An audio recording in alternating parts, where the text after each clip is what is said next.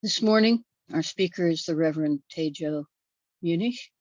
She is the founder and abbess of Great Tree Temple and a Dharma heir of Katagiri Roshi.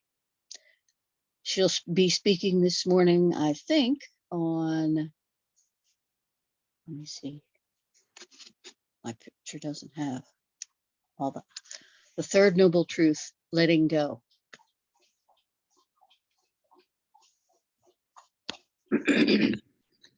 So the reason this particular subject came up was because of Susan's talks in February about desire, which is one way to express what the second noble truth is.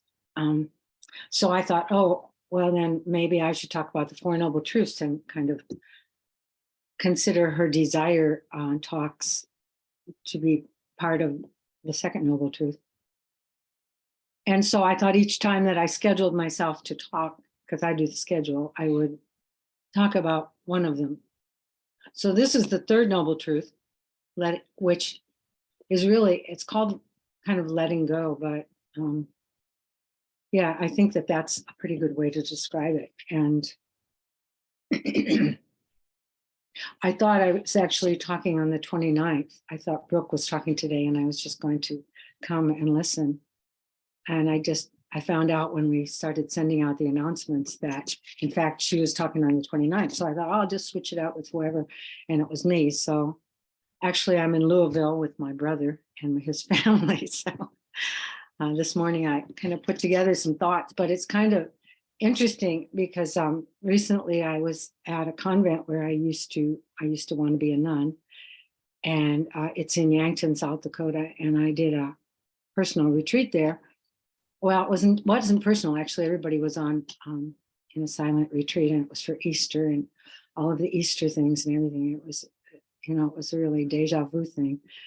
But one of the reasons I wanted to go back, I went back in 2017, and one of the reasons I wanted to go back again was because I had connected with a former superior of mine, who actually was the first person that ever mentioned the word Zen to me.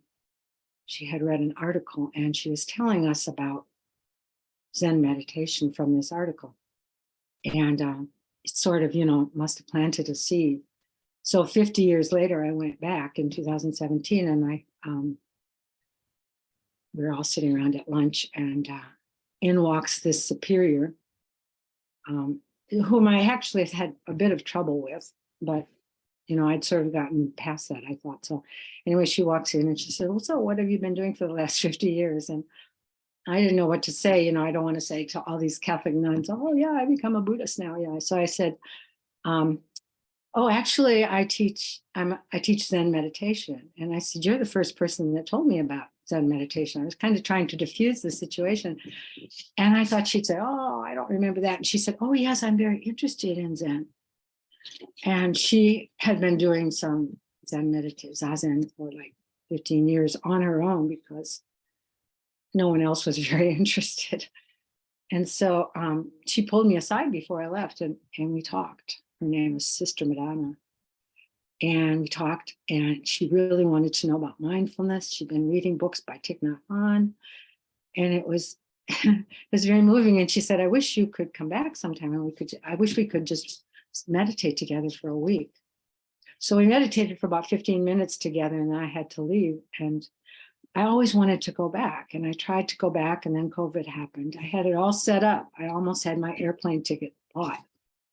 And then I couldn't go back the next year because of COVID. And finally this year I write her a letter and I say, hey, Sister Madonna, I'm coming. Let's meditate together. And 2 days later, before I got it mailed, she died. She was 94. So, I have been reading and studying these teachings on death from the Tibetan Book of the Dead. It's called the Tibetan Book of the Dead. Dr. Hun Lai in Asheville really has studied this very extensively, and he gave some talks about it, which talks about the bardo. And so I want to talk a little bit about that because I started reading these to Sister Madonna.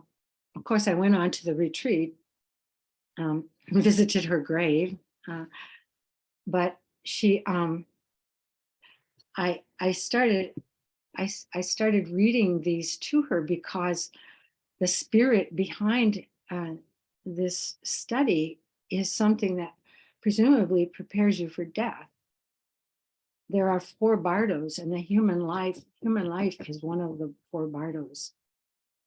And the dying process before and after we stop breathing from, the medical point of view, there's a subtle breath that, according to Tibetan Buddhism, continues after we stop breathing with our bodies. And I don't exactly know what subtle breath is, but anyway. So that dying process is one of the bardos. Bardo means transition.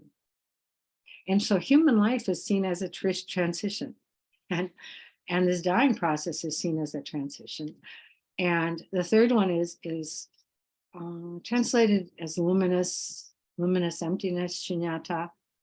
And what it does is it brings to light, here we are, we can't move, we can't escape. Whatever comes up in our consciousness, we have to deal with. And so that's kind of what it's talking about, and presumably if we know what's going to happen in each of these bardos, it helps us to not be afraid of some of the things that come up, and to recognize that these things are something that we have really created with our own minds. It's our perceptions of what life is, and not what it really is. And what it suggests is that and when you read these readings, the Tibetan Book of the Dead, to this person, presumably, I think it kind of awakens in them what's happening and steers them towards what might be painful or fearful, and to come to a recognition, like a mental recognition, that these fears have no substantial nature. And I've been thinking a lot about this. This is the most difficult phase, and the next phase is becoming. But of course, whatever it is we become, however our energy comes back together and whatever it creates. But I think this luminous part is very key, because I was thinking this is even where we get stuck in human life. Maybe in each of the bardos we get stuck there, But so they say that meditation, there's about 5 different things that the Tibetans suggest as a way of preparing for death. And they say meditation is one of them. And I thought, yeah, I can see that, because when we meditate, when we sit and look at the wall, we have to face our fears. We have to look at what the fears that come up. Of course, we can get up and walk away. And maybe that's one of the benefits of practicing with other people, is that we're too embarrassed to get up and walk away. And so it kind of keeps us there. But I think this is really something we can work on in life, in our human life. And of course, this is exactly what the Four Noble Truths is talking about. One of the things that I was talking about last fall was, about bodhicitta is really nothing but, when we let go, it opens us. It opens our heart to what life actually is. And of course, meditation is, in my opinion, meditation is the best way to access that letting go, which is not something we can make happen, because when you try to make something happen, we already have a perception. So letting go has been a big theme in my life for several years, trying to figure out exactly what it means. And I was, as some of you know, I was writing this chapter for this book that these American Zen teachers were each writing a chapter for, and I was writing about right effort. And lots of things happened. It's kind of like what's happening to me right now. In addition to my sister Madonna dying, I got to the retreat, and there were supposed to be 5 of us at the retreat. 5 outsiders at the retreat in the guest department. And but there were only 4. And the reason was because one of the women on her way to the retreat was killed in a car accident. So that was like, whoa, you know, so there's a lot of death around me. And then I got a text from my sister about one of my best friends who had a stroke on Holy Thursday, and she died on this past Wednesday. So I'm coming to terms with a lot of things around death, and I'm very grateful for these teachings and for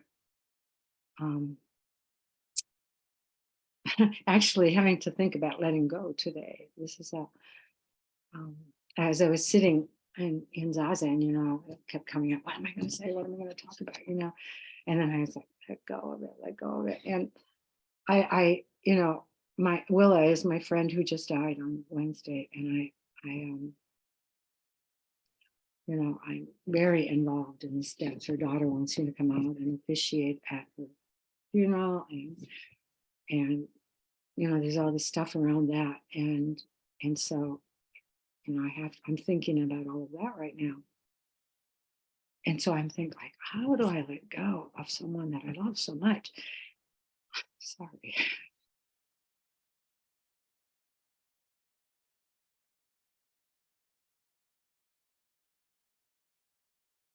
How do we do that?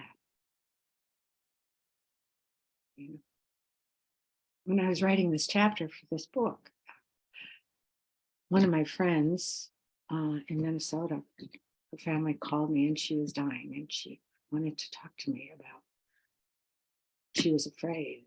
And I said, Jan, I'm going to light some incense for you. Would you like me to light some incense for you? Oh, yes.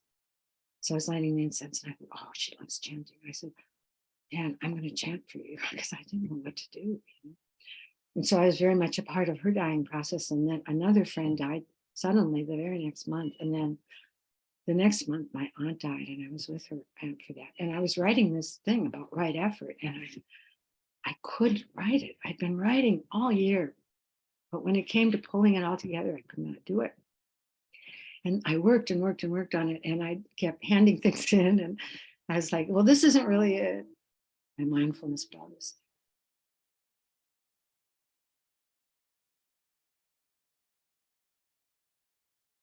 So anyway, I kept missing deadlines and finally I had about a month left and I thought, there's something I have to let go of, but I don't know what it is. I had a whole stack of papers all printed out of things that I'd been writing and trying to pull together. And finally, I thought, well, you know, I haven't really had an opportunity to grieve about all these deaths. Maybe I need to write about that just for a minute and then I'll go back and maybe it'll all come together. Well, that ended up to be what my chapter was about. It wasn't very well written, but it really helped me kind of process this. And somewhere along the line, something let go and allowed me to see, oh, this is what is really happening right now. It's not all these thoughts I have about letting go or about right effort, which is, and finally, you know, my final thesis was that right effort is just allowing letting go to happen. So I don't know how we do that, but I do think that meditation helps us to look into our fears, you know, and one of the things that I was talking about last fall about letting go was something that, well, not just about letting go, but about the Four Noble Truths was something that, oh no, it was in January. I was talking about how Thich Nhat Hanh talks about the path to liberation, the path to freedom, the path to this, what I call letting go, or bodhicitta, experiencing shunyata, the spaciousness of life. And the path of liberation is the Eightfold Path. So kind of the Eightfold Path looks at the Third Noble Truth and helps us to keep, you know, by practicing the Eightfold Path, it helps us to keep becoming more free of our own delusions, which is just our perceptions. And but he says, and he said the second noble truth is the path to suffering. So he said, what we need to do is we need to investigate what is causing that suffering, investigate what is causing that freedom. And I feel like, you know, that's of course what we do in Zazen. So let me see. Oh yeah. So I was sitting at the table this morning with my brother. I'm in Louisville, and my niece and her husband and her 2 children. And my brother said, "Oh, I see you're giving a lecture this morning," because he followed me on Facebook. And I said, "Oh, it got posted, yeah." And he said, and everybody said, "Well, what's it about?" And I said, "Letting go." And so they started singing "Let It Go" from Frozen, right? So I was like, oh, I haven't seen Frozen. And so my 6-year-old, 7-year-old niece started telling me about it. So then she asked her mom to print out the words for me so that I have it available. So they're all trying to help me. And I was thinking about it. And so she explained it to me, the context. And she said that Elsa had all these powers, and I'm not sure I've got this right. Maybe some of you have seen this movie and know. But anyway, so she was afraid of something. She was worrying. That was. And I said, "What is she letting go of?" She says, "Her worries." And I thought, yeah, that's it, our fears. But of course, Bob Marley immediately entered my head. Don't worry about a thing, because everything's going to be all right. And I thought, that isn't exactly what it's about. Don't worry about a thing, because everything's going to be all right. It's kind of like, to me, that doesn't really work, because it kind of passes over the work that we have to do, the fears that we have to face, the time that and I think our time on the cushion, probably the best preparation for death. I'm at that point in my life where I was talking about these transitions that Iyengar talks about. The first one is childhood, kind of when we're taken care of. And then when our life, kind of professional life, our life where we take care of ourselves, take care of our families, whatever. And then the next one is the transition of letting go. And then the next one is the dying transition.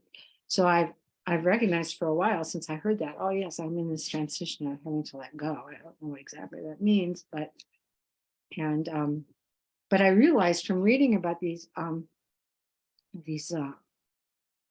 bardos and learning about these bardos, and if you get a chance, you can go and sign up at Urban Dharma, and they would send you the links to these lectures. I might be able to share mine with you, but it's very, very, it really makes a lot of sense to me. I mean, it kind of like explains life in a way that, because I recognized when some of you have heard me tell this story, when I was in the monastery at Hoshinji in Japan, all the Germans, they're real hardcore Zen people. And there were a lot of Germans at Hoshinji, mostly Japanese, but so they used to tell me, the best meditation is if you go out into the cemetery at night during sesshin. So in the middle of sesshin, I get up on my cushions after the last zazen, because we had to get out of the zendo after the last zazen because the monks all slept in there. So I gather up on my cushions, and I had done late into the night and overnight meditation, because everybody, the whole inspiration to do that is there. So I get to the base of the stairs. There's a set of stairs, and then there's a landing, and there's lots of stairs up to the Oaxaca, the graveyard. So I get to the bottom of the first set of stairs, and I'm like, yeah, I don't think I want to do this. So I went back, and the next sesshin, I thought, yeah, well, I should try that again. So I get to the base of the stairs, and I was like, okay, I get it. I'm afraid of death, but I'm not going to deal with it right now.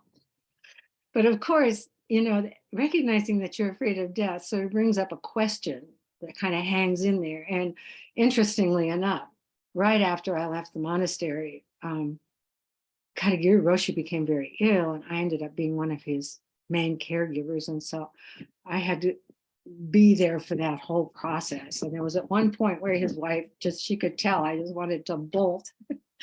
And she said, please stay, please stay. And I just burst into tears. And I said, I can't do this. But of course, doing it and walking into our fears is what helps us. And now this additional teachings, Tibetans, they've got such great teachings.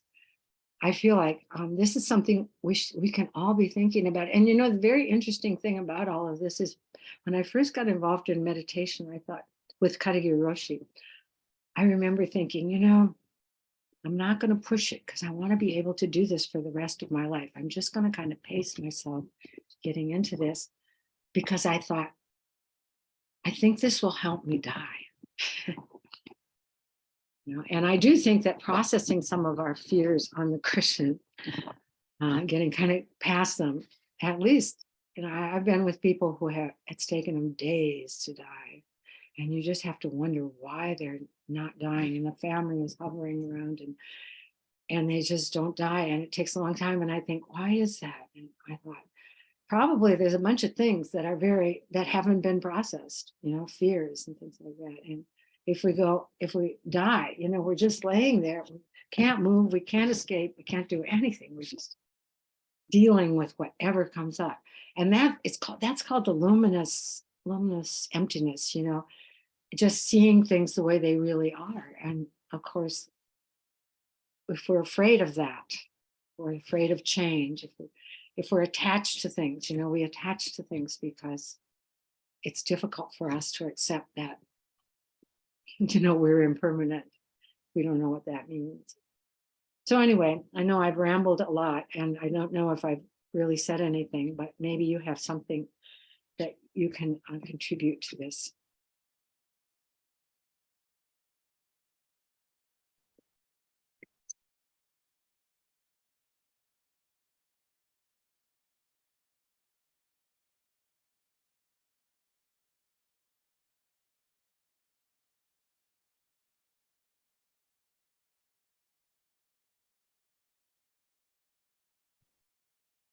Okay, I have a question.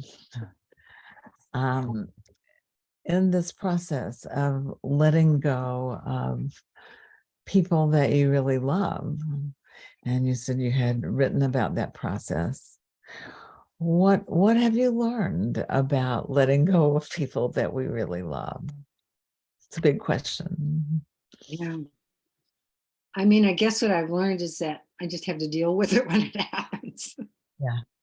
You know, I really, you know, I've been processing my mother's death since 2018.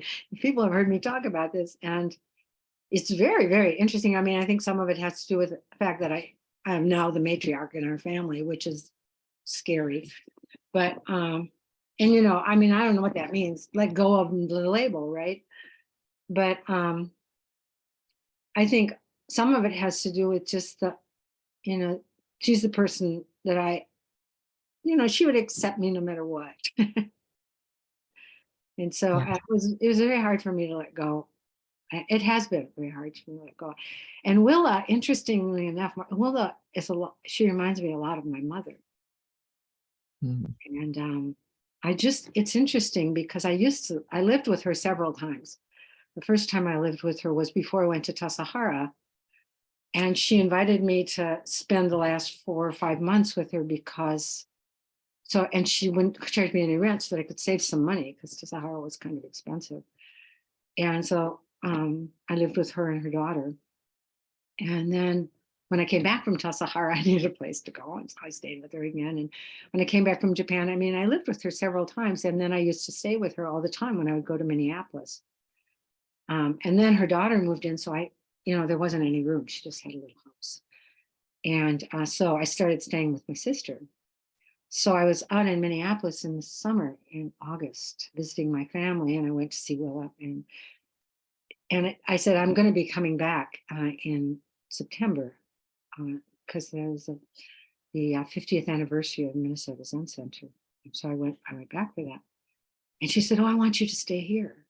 And I said, you don't have any room. You know? And she said, well, I'll sleep on the couch. And I said, no, you won't. I'll sleep on the couch. You know, I said, I want to stay with you. And if you can put up with it, having another person in the house, I'm good with that, you know. So I came fully expecting to sleep on the couch, and she had hired someone to clean her room so that I could stay in her room. And she absolutely insisted that she sleep on the couch and I sleep in her room. But I told my sister, I'm so glad that I didn't say, oh, no, no, no, you know. and just went ahead because we had some quality time together. Yeah. You don't expect, she's somebody that you didn't expect to die. She beat cancer, but she was 80, People die when they're 80. Yeah. So I don't know. I mean, all I know is that I really want to look at it deeply. Yeah. And fortunately, we've got another session coming up in May. And also, I'm going to be part of this whole process of creating a memorial for her, which I feel very happy about, that I was invited to do that because I really want to honor her, and to be able to create something that honors someone you love. Yeah. It doesn't get any better than that. Sure. Yes. Thank you.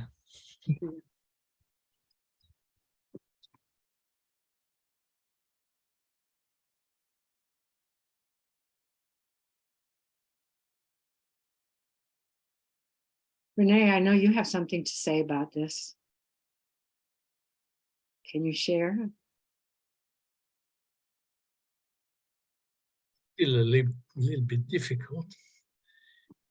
Even Nancy passed 13 months ago. And yeah, there are things that need to be let go of. There are things also that remain lacking.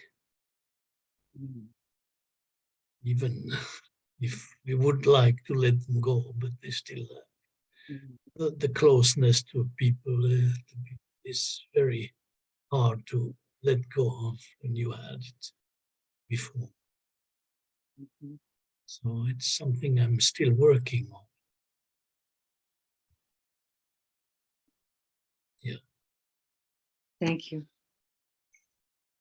And that reminds me, when we were talking, it reminded me of when Hachiro Hiroshi died. I felt like part of me had died. And it may be that when we have a closeness to someone, part of us dies with them. Thank you for sharing that. And by the way, we have a book that his wife put together. We have some that she sent to us about I'm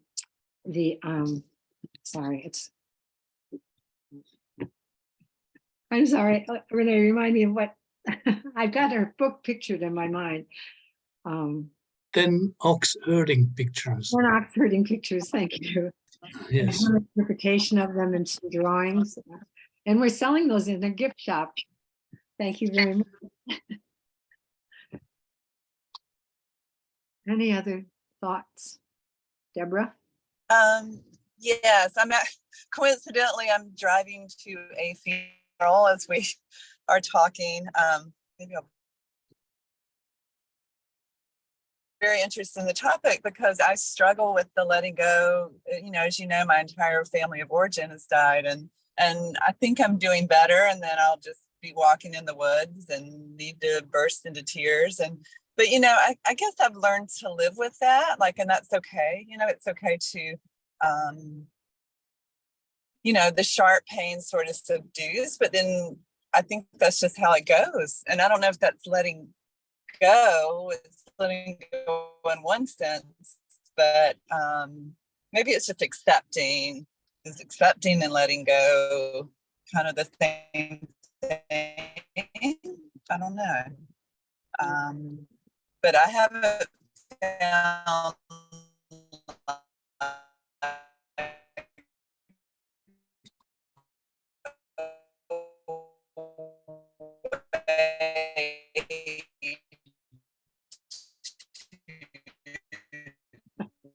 You're frozen, Deborah.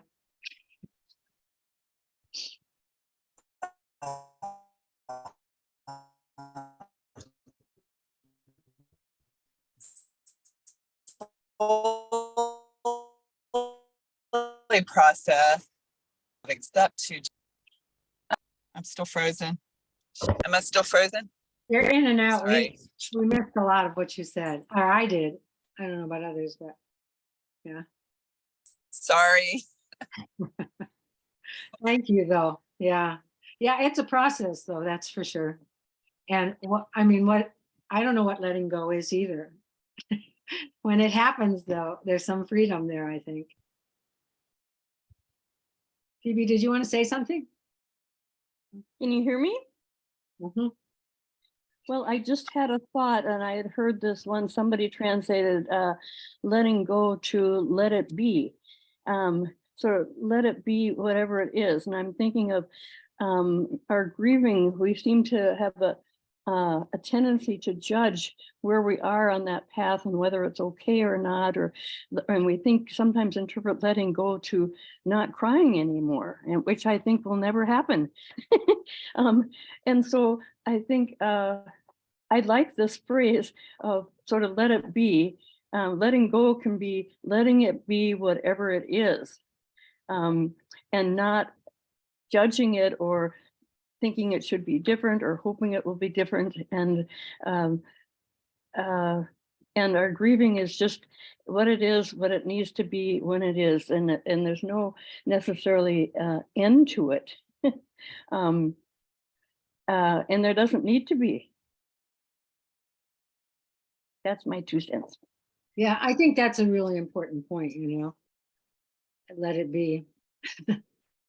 And of course, that's something, there's a line in the Fukan Zazengi that says, think of not thinking. How do you think of not thinking, non-thinking? And I used to just constantly be talking to Katagiri Roshi about what does that mean, non-thinking? And then, but the Fukan Zazengi was written in Chinese, and so it's still being translated into Japanese. And my teacher in Japan, his understanding of that, think of not thinking, how do you think of not thinking? Just let thinking be as it is, or leave it alone. And that's the same sort of thing, just let it be. Mhm. And yeah, I mean, easier said than done, but yeah.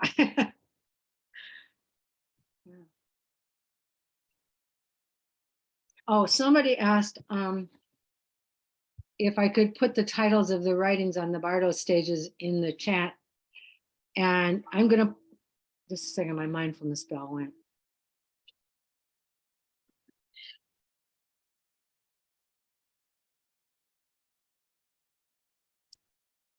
Basically, it comes from the Tibetan Book of the Dead.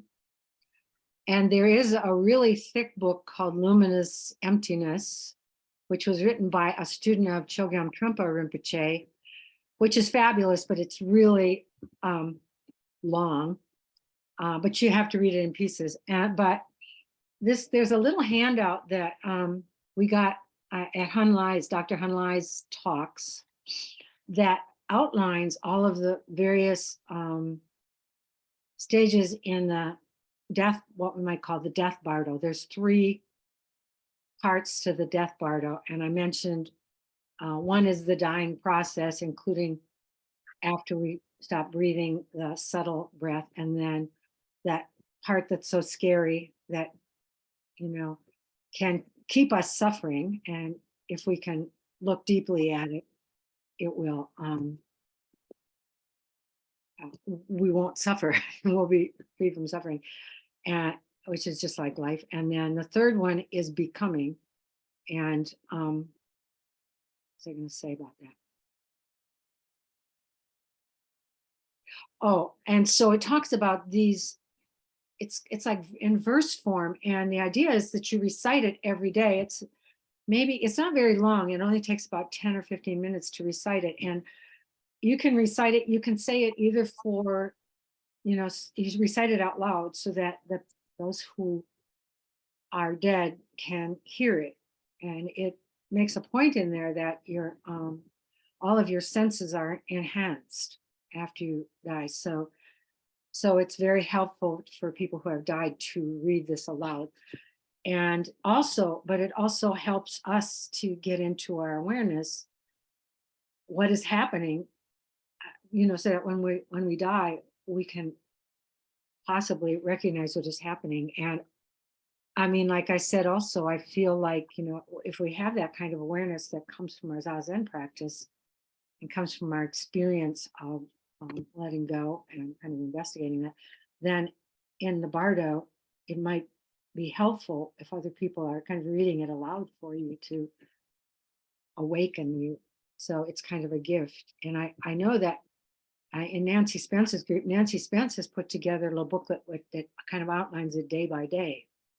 And I don't know if it actually lines up or correlates with those 49 days, but it does give you this, it does recognize each one of those stages in this little booklet. And we have those booklets and we use them at Great Tree to read to someone every day. So I've been reading from that booklet to Sister Madonna.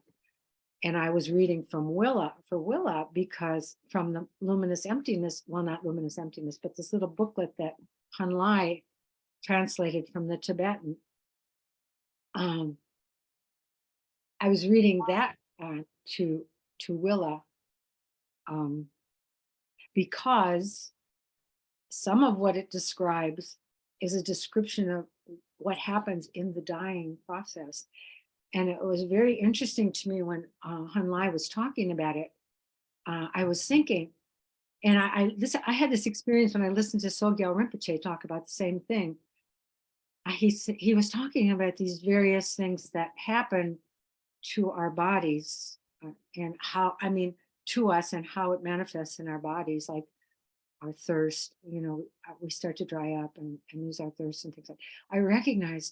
I was recognizing some of those stages and I thought, wait a minute, those happened before Kadagiri Roshi stopped breathing.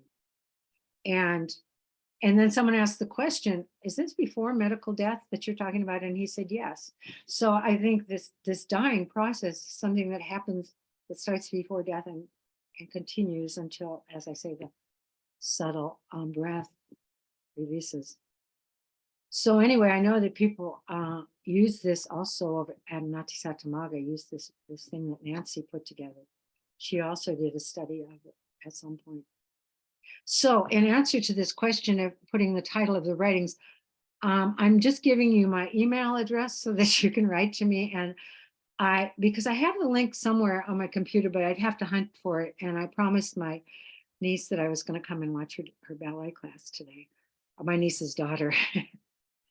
And so, I think I can get you the link because it's online and you can just print it out yourself. And like I say, it's a very short little booklet. Now this book, Luminous Emptiness, I'll put this down. It's very good. And also, and I don't know the name of it, there's a book by Pema Chodron on this same subject and it just got published. Stephen Canner's not here today. Stephen just gave it to me. And if you email me, if you want to know the title of that book, he says it's great. And he's also been attending Han Lai's talks. So that's all I have to say. I think. Does anybody want to say anything?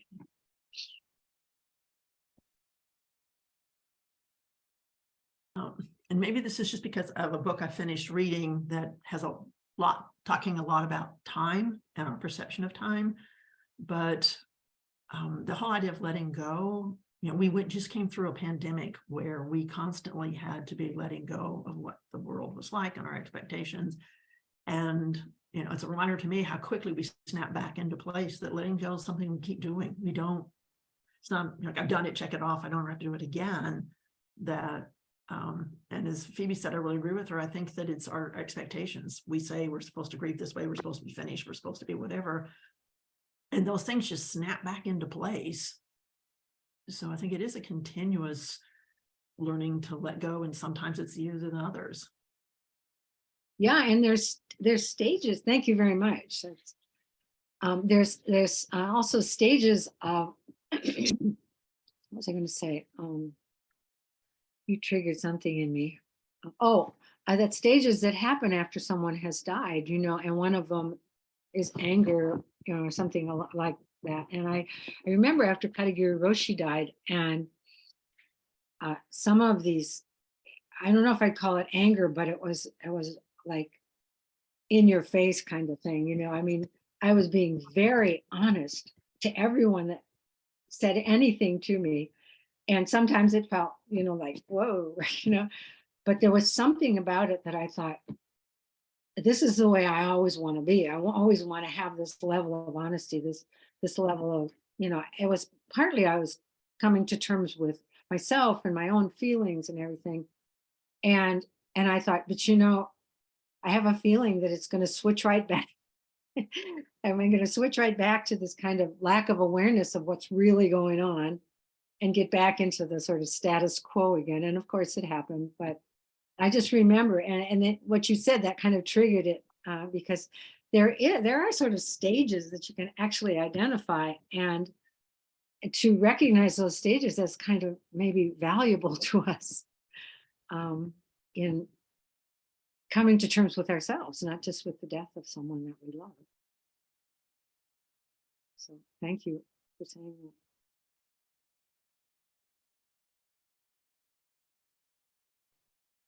Anything else? Thank you for your sharing. May the merit of this practice May the merit of this practice benefit all beings